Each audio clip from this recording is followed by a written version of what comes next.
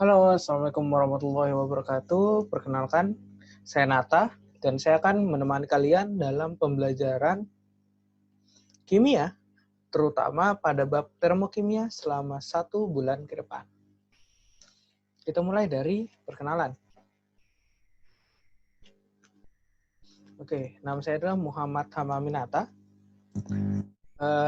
Saya biasa dipanggil Nata. Kemudian, saya adalah mahasiswa Universitas Mula Warman yang hari ini kita akan belajar bersama-sama nih dalam materi kimia. Nah, dalam pembelajaran kita pada hari ini kita akan belajar 4 topik utama. Yang pertama adalah tentang sistem dan lingkungan, kedua tentang eksoterm dan endoterm, ketiga tentang konsep mol, dan keempat tentang persamaan termokimia. Itu ada 4 topik ya, 4 topik. Nah, dalam materi termokimia kita akan belajar tentang ini nih. Bukan tentang biskuatnya, tapi kita akan belajar tentang energi. Jadi energi itu adalah suatu kemampuan untuk melakukan suatu usaha. Nah, karena kita adalah sedang belajar kimia, kita akan belajar tentang energi kimia. Energi sendiri itu banyak banget macamnya. Contohnya aja ketika kalian mau pergi ke Man, dari rumah kalian sebelum pandemi itu biasanya kalian pakai motor kan. Di motor itu awalnya ada reaksi pembakaran di mesin kalian, kemudian berubah jadi energi mekanik sehingga motornya bisa berjalan. Nah, kita akan belajar spesifiknya tentang energi kimia. Nah, apa itu energi kimia? Nah, jadi energi kimia adalah energi yang dihasilkan dari perubahan struktur suatu zat akibat adanya reaksi kimia. Misal dari contoh motor tadi. Dalam motor kan harus ada bensin ini, harus punya bensin. Nah, ketika bensin tadi ditambahkan oksigen, dia akan menghasilkan suatu reaksi pembakaran. Kan kalian sebelum ini sudah belajar tentang hidrokarbon. Nah, jadi bensin ini, pasti kalian ingat dong kalau bensin ini diproses awalnya dari si minyak bumi. Nah, minyak bumi sendiri itu adalah suatu hidrokarbon. Jadi sini ada suatu hidrokarbon, penyusun bensin, kemudian dia bereaksi dengan oksigen. Nah, dia akan menghasilkan karbon dioksida, H2O atau air, serta kalor. Nah, kalor ini yang disebut sebagai energi. Ya, energi dalam reaksi ini. Nah, perhatikan bahwa terjadi perubahan struktur suatu zat. Nah, awalnya dia hidrokarbon.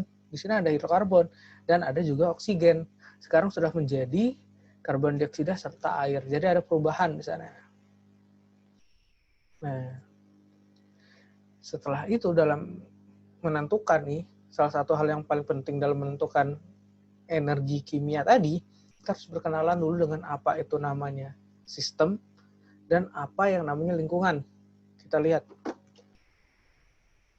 Jadi sistem itu adalah segala bentuk proses yang menjadi pusat perhatian pengamat. Ingat ya, pusat perhatian pengamat. Jadi pengamat ini bisa seorang yang ada di lab, atau ketika kita yang sedang mengamati, berarti pengamat itu adalah diri kita sendiri. Nah, temannya sistem adalah lingkungan. Jadi lingkungan sendiri adalah segala sesuatu yang ada di luar sistem dan membantu kerja sistem. Contohnya bisa alat-alat, wadah, tabung reaksi, dan udara. Udara itu termasuk lingkungan. Contohnya di sini kita punya gambar seseorang yang sedang melakukan titrasi. Nah, dalam proses titrasi ini, ketika saya sedang melakukan proses titrasi, yang saya pusatkan perhatian saya, yang menjadi objek pengamatan saya, adalah reaksi yang terjadi di dalam gelas kimia. Maka yang menjadi sistem adalah reaksi yang terjadi di gelas kimia itu menjadi sistem, yang menjadi pusat perhatian saya. Dan hal-hal yang di sekitarnya itu termasuk lingkungan. Contohnya di sini si gelas kimia. Kemudian ada alat ini hot plate. Kemudian ini ada tisu atau kain. Serta udara. Udara juga termasuk lingkungan. Nggak terbatas dengan yang saya sebutkan, masih banyak lagi yang dapat digolongkan lingkungan. Intinya dia adalah di luar sistem, bukan yang menjadi pusat perhatian kita. Nah, misal nih, tadi kan yang di lab kimia, sekarang kita akan belajar tentang yang ada di sekitar kita nih, yang kita di rumah nih, yang lagi belajar di rumah. Ketika kita masak nasi pakai Magic Jar, nih merek, aduh, nggak bisa sebutin sih, nggak ada iklan. Nah, jadi dalam ketika kita masak nasi, coba kita bayangkan, kita pusatkan perhatian kita pada si beras ya. Nah, ketika pusat perhatian kita pada beras, berarti dia akan menjadi sistem. Nah, ketika beras ini kita masukkan ke dalam Magic Jar, maka otomatis Magic Jar ini akan menjadi si lingkungan. Nah, tapi kalau kita pusatkan perhatian kita pada si Magic Jar nih, bagaimana sih Magic Jar ini bekerja? Kita lihat, kita amati, maka Magic Jar ini akan menjadi sistem. Kemudian yang bersinggungan dengan si Magic Jar itu akan menjadi lingkungan.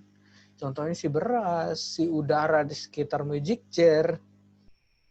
Seperti itu, benda-benda di sekitar Magic Jar itu akan menjadi lingkungan. Ya. Ini juga berarti beras tadi bisa menjadi sistem, terus Magic Jar juga bisa jadi lingkungan.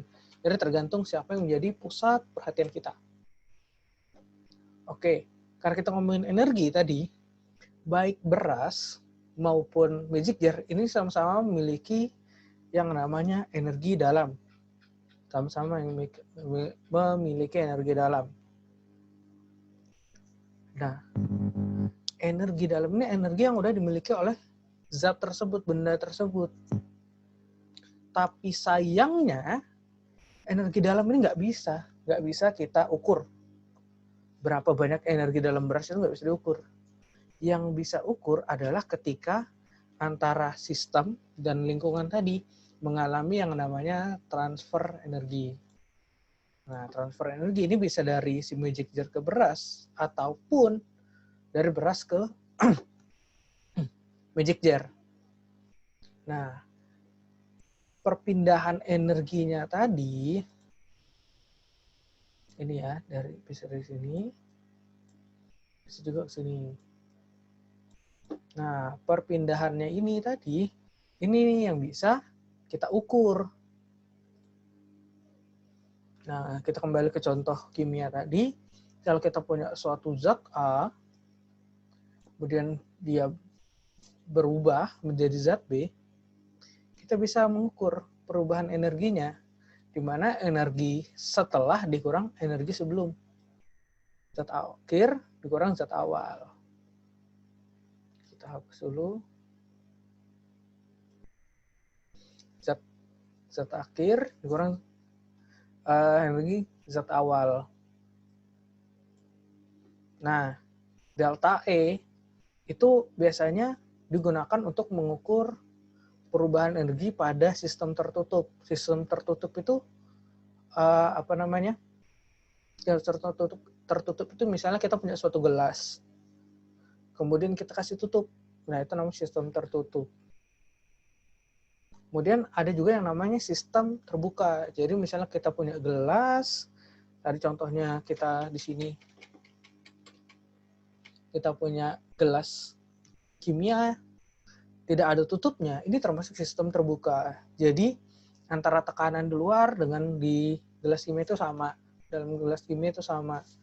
Nah, sebagian besar, mayoritas nih suatu reaksi kimia itu berlangsung dalam keadaan terbuka. Maka karena mayoritasnya terjadi dalam lingkungan terbuka, kita lebih banyak menggunakan delta H. Jadi yang menjadi topik utama nih, nanti kita bakal bikin perhitungan tentang nilai-nilai kalor energinya itu kita berdasarkan nilai delta H atau yang kita kenal dengan perubahan entalpi. Ingat ya, perubahan entalpi ini biar fokus perhatian kita nanti nih.